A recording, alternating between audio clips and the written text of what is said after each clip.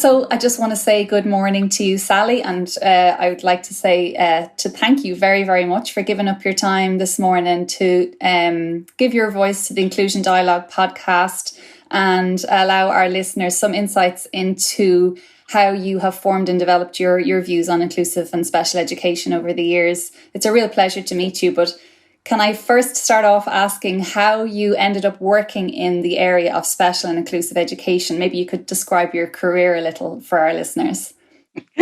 Okay. Hello, Joanne. Yes, it's nice to talk to you. And, I'm very pleased to be here. I kind of span the generations now. Obviously, I'm an old lady. But I started out, my first teaching job was in Wolverhampton in 1968. Where I was, would you believe I was an infant school teacher, as we called them then, yeah. And, my class was almost entirely 5 and 6 year olds from the Caribbean and South Asian countries, so working class kids from the local area. We also had a rather unpleasant MP who was actually MP for Wolverhampton, who was called Enoch Powell. I don't know if you remember Enoch Powell. He was a racist, and he ended up actually. He got so fed up with England, he actually went to Northern Ireland and became a Unionist MP in Northern Ireland. So yes, Enoch Powell, you ought to know about. Anyway, it became obvious that in schools at that time, children who were supposedly low ability, not keeping up. There was still this eugenic thing around, that somehow some kids are born with low intelligence or whatever. And psychologists were very pleased, some of them, to test children and then say, oh, no, they have low IQs or whatever. And so they were put into special schools. And the school that had most kids in were called educationally subnormal schools. And they were. And, I was kind of horrified at this, because basically the children needed teaching, reading and writing. And you could do that, And I had a little black kid who wouldn't sit in his desk, to learn to read. He used to come and sit under my teacher's table, So when it was playtime, I went and go and sat under the table with him.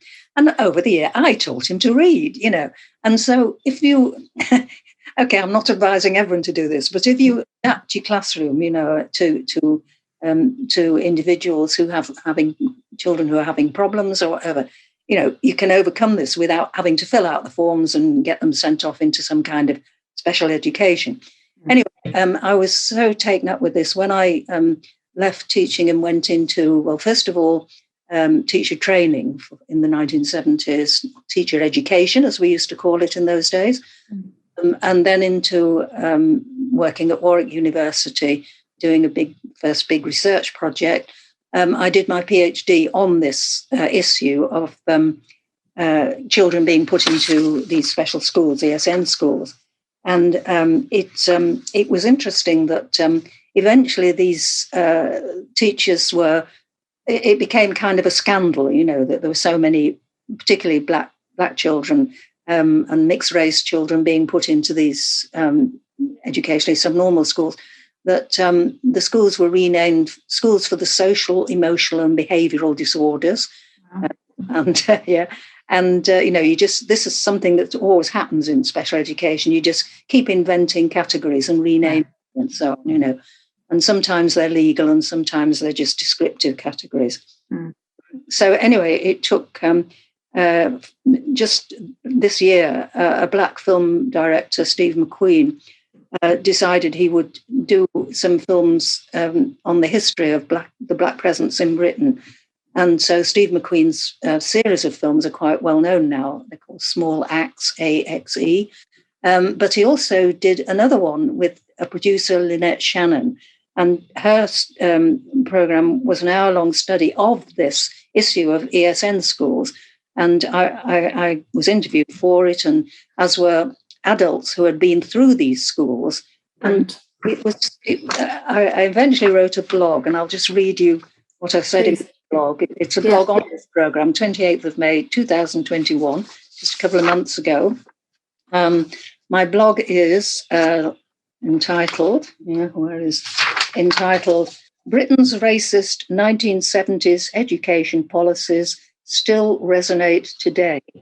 And it's, it says, starting off, it only took well over 40 years for a TV programme to be made about a disgraceful period in the history of education in Britain that has had long-lasting effects on thousands of people in the Black community. So the programme was called A British Scandal, and it's done a much-needed service in bringing this dismal period of education to general attention. There was a black guy called Bernard Cord. He wrote a book on how the West Indian child is made educationally subnormal in the British system. Of course, a lot of children were literally made, I suppose, labelled as low achievers in the British school system. Anyway, Bernard wrote this, and my PhD was kind of following on from his work. I followed a group of children on how you actually get moved from mainstream school into special school. Anyway, then I went on to work in universities and always taught courses in special education at Lancaster, and then at Lancaster University I went to, and then down in London at Goldsmiths. At Goldsmiths, though, in the 90s, I was Professor of Education Policy, and I also got promoted to being what we call a pro-warden, a vice principal. And of course, when you get promoted to higher levels, you don't have time to do any work. You know? So in 2000, I took early retirement to actually do some work. And I went to Oxford as an honorary research fellow. And I've more or less been there ever since. I'm an emeritus professor at Goldsmiths, and I'm an honorary fellow at Oxford. And I've been able to research and write and carry on with my interest in special education. I was saying to you earlier that my first book, you see, was A Sociology of Special Education in 1982. Mm-hmm. And that was because, it really was becoming clearer that special education was, we're doing good to these poor children and poor young people, we're humanitarian, this notion of benevolent humanitarianism, which is still strong there. Although I've got a colleague in America who has written another book, and he distinguishes between paternal benevolence, yes, let's do good to them, and punitive benevolence. What we're really doing is controlling you. In order to have a stable society, we need to control young people in it. A lot of special education has always been about social control. So it occurred to me that you'd got to look at the whole education system and how it served political ends, social ends, and economic ends too, because what's happening to young people who had been through something called special education. And of course, in those days, particularly from the 70s, it was quite interesting. Sometimes young people from special schools could get jobs before automation. It sounds daft, but there was a classic case in Birmingham that I came across where children from the local ESN school, they got jobs, and they got in a chicken plucking factory because there was no automation to pluck chickens. So the kids all went and sat there and plucked chickens, and they got paid for it. It was a job, Yes. Okay, so automation interfered, but also the kind of views of young people. You ought to be doing more courses, and we ought to develop courses in further education for children with special needs and so on.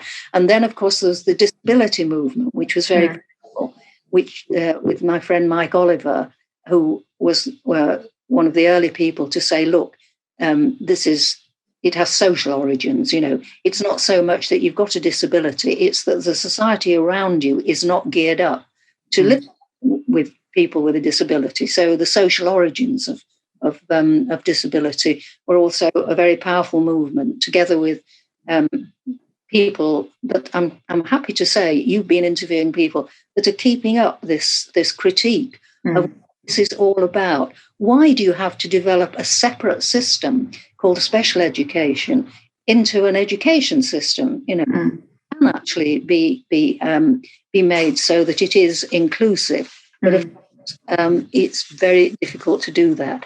And it's very difficult in the UK because, particularly from, I have to say, from the 80s, from Mrs. Thatcher's time, when education became this neoliberal, competitive, market-oriented,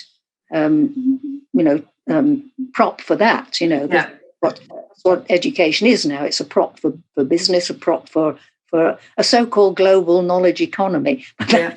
Out of the window, actually, in the last couple of years, hasn't it? Yeah. About how you write about a global economy now,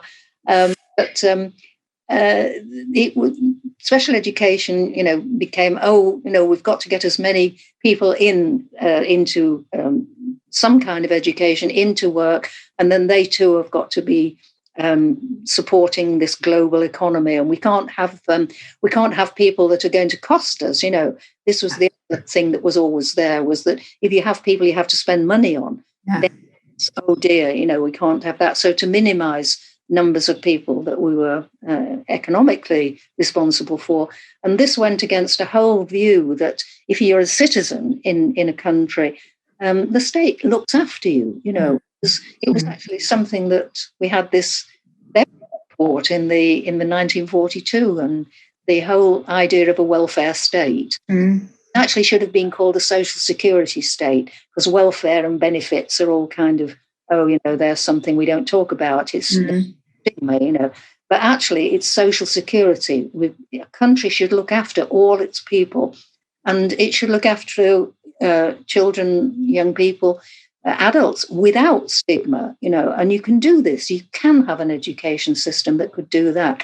But of course, as long as teachers are being pushed all the time to get children qualified, you've got to get them past their GCSE, then, it just becomes logical that you have to get rid of as many children as who are going to interfere with this.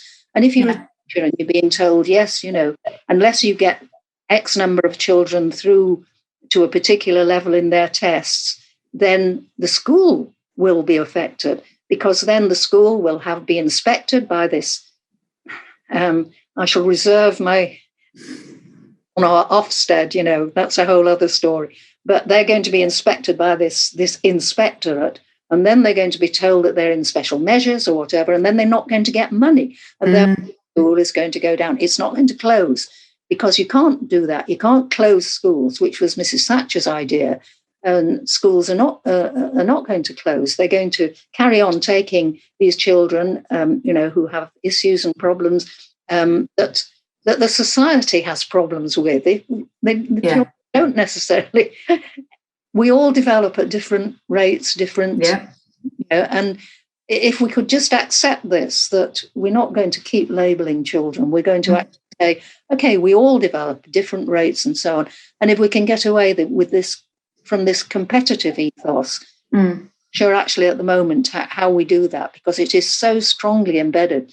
Even people that I know, my friends and so on, who have children at school now, they can't help being drawn into this. They've got to get their GCSEs, their A levels. We could do with a new look at the whole education system, and the COVID pandemic has actually given us a chance to look at how we could reconstruct a more democratic education system. Yeah.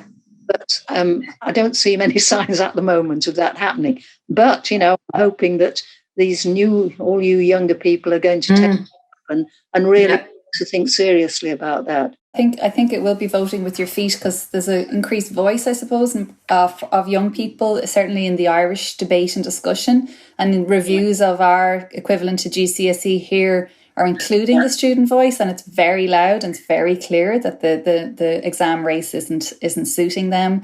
So I think there's loads of parallels. You also mentioned earlier your later kind of sociology of special and inclusive education. Can I ask you to kind of, perhaps given that you have a lovely time gap between those two publications, like what changed, and has much changed? Yeah. Well, okay. I mean, what's changed is that we're actually talking about it. Yeah.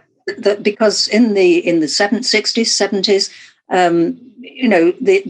there was this area called special education, but nobody was really interested, and teachers knew that they had problems and issues, but the politicians weren't particularly interested. Special education was always a very minor issue. You may remember there was a report by Mary Warnock, the Warnock report. Yeah. And the Warnock report had one, it really was supposed to be on special education, and it did do the positive thing of saying we ought to get away from statutory categories, so that statutory categories of blind, deaf, mentally handicapped and so on. Get away from that. But in fact, what happened after that was that these unofficial categories developed. And I mean, as you'll know, I don't have to say that dyslexia became the big category that was non-statutory. But well, actually, it was mentioned in a 1970 Education Act. But dyslexia and autism became sort of two big, well-known categories. Yeah.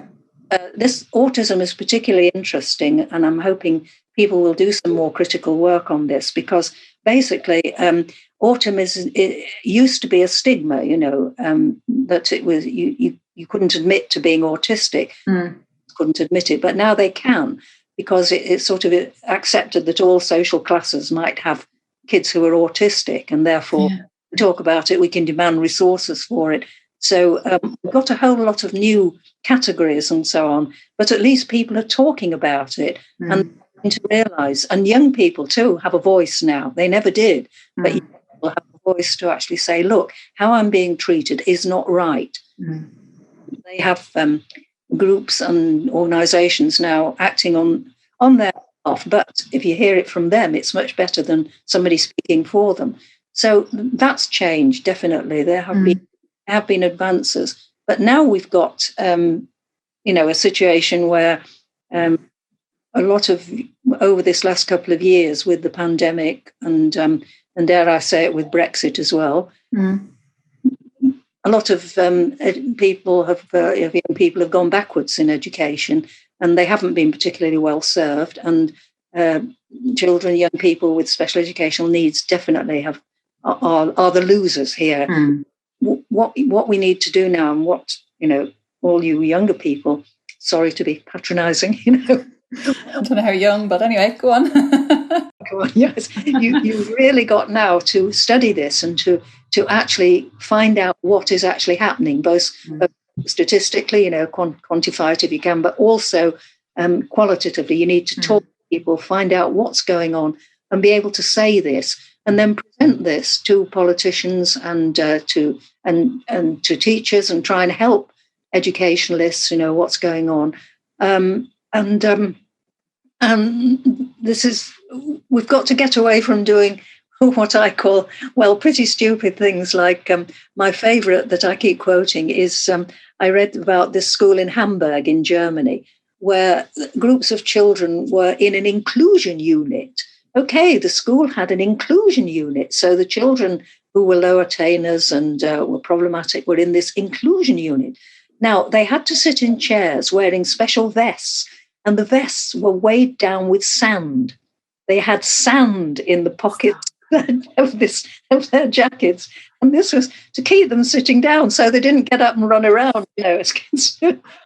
He just thought, children in an inclusion unit are weighed down with sand so they can't move, Wow. That to me was just the high point of being ridiculous about it. Yeah, yes. A lot of what inclusion is called, as my colleague Roger Slee, you'll have known. Yes, yes. He wrote this lovely book saying inclusion isn't dead, it just smells funny, Yeah. It does, the word inclusion is used for a whole lot of practices that are not inclusive. Yeah. To benefit either the young people or the wider society. Because I keep coming back to this, the point of the sociology of special and inclusive education is that you can't just consider this as an issue for the young people or their parents. It's an issue for all of us, for the politicians, for the wider society, for the economy. And that's what I keep trying to push, that this is something that we've got to attend to. Can I ask you, I won't keep you too much longer, Sally, but can I ask you a little bit about your work on school exclusion that you've been doing a little more recently? Perhaps you could just describe a little bit of that project to the listeners as well. Yes, well, in the Department for Education at Oxford here, Professor Harry Daniels and Professor Ian Thompson, they've got a big grant actually from, let's face it, sometimes you can get money from Department for Education, but then you've got to toe their line, fill out their forms and basically say what you want to hear. But it's Leverhulme funded and various other people have funded it. So quite a lot of money to look at school exclusion in not just in England, but also in Scotland and 3 other countries, just to see, how exclusion is being used, because we already know now from the large numbers of children who are being excluded that school exclusion has take the place of special education in many cases. It's much easier and cheaper just to for a head to exclude a child, either on what we call a fixed term exclusion for a certain amount of time, or for a permanent exclusion. We can't have this child, get them out, And there's been a big increase in those. And to come round to my other interest again, a big increase still in numbers of Black and mixed race children being excluded. Not so much children of Asian background or whatever, but particularly, say, children of Black Caribbean origin, mixed race. And the statistic in Oxfordshire was just amazing. It was of all those children excluded over the last 2 years, 45% of them were Black Caribbean or mixed race. And it's a shocking statistic, that. And so it's still going on, that children who are regarded as problematic, you don't bother with going through all the bureaucratic business of special education now. You just exclude them. And it's okay. It's contentious because a lot of people have known about this. Oxfordshire, the county, is very worried about it and want to know how and why and what we're going to do about it. Some authorities just don't care. They're just quite happy. And a lot of schools are actually forced into this. If they've got children who are disturbing other children, perhaps, and there's no numbers of teaching staff have been cut, number of teaching assistants have been cut, number of help for children has been cut. Funding is dire, actually, in the special education area. If you've got that, then what do? You permanently give them a temporary exclusion or a permanent exclusion. And then, of course, we're still not quite sure what happens to all these children when they are at home. And, of course, they've got muddled up now with the homeschooling of a whole lot of children. And, of course, some children actually like being at home or not going to school, Yeah, I think COVID shone a light on that quite a bit, right?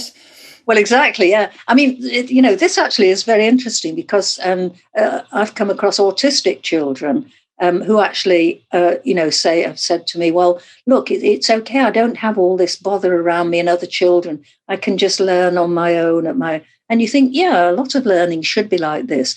But on the other hand, they are missing out from being with other children, with a peer group, and learning to live, in the society. And other children learning about them too, because this is the awful thing. If you get rid of all your challenging children and so on, then you've got your society divided from then onwards, haven't you? Yes. We had a recent report from an organisation here in Ireland called Inclusion Ireland. It was called the Short School Days Report, but basically it was students coming in for, in some cases, 40 to 50 minutes, the roll being taken, their attendance being taken, and then them sent home. Is that similar to your fixed term, or is fixed term where you're sent home for a block of time? Well, no, the fixed term is actually a period of days. But on the other hand, what you've just said is it does go on in some schools, but I doubt whether we've got any actual statistics on that because, of course, schools wouldn't want that spread around, that that's what we're doing. But I'm sure that does happen. No, the actual exclusions, the fixed terms are literally for days or weeks. But say it's got confused now with children who were all sent home if there was COVID in the class. That's not supposed to happen as of this week. But my daughter, who's a teacher, says it still is. And wow. There was one week when out of 700 children, 200 didn't turn up. Well, are they at home because of COVID, or are they, how many have been, as you say, sent home like this? But so it's going to be difficult to actually collect numbers on what's going on. But basically, we do a lot of measurement by this free school meals, FSM, which is why this black footballer Marcus Rashford was so important. Mm. We need to know how many children, it's our measure of poverty, how many children in poverty are not at school or haven't been at school, haven't had regular teaching. What's the homeschooling been like? We've got to find this all out now. But we do know already that a lot of children who are already labelled with special educational needs or have these needs are the worst catered for, of all groups.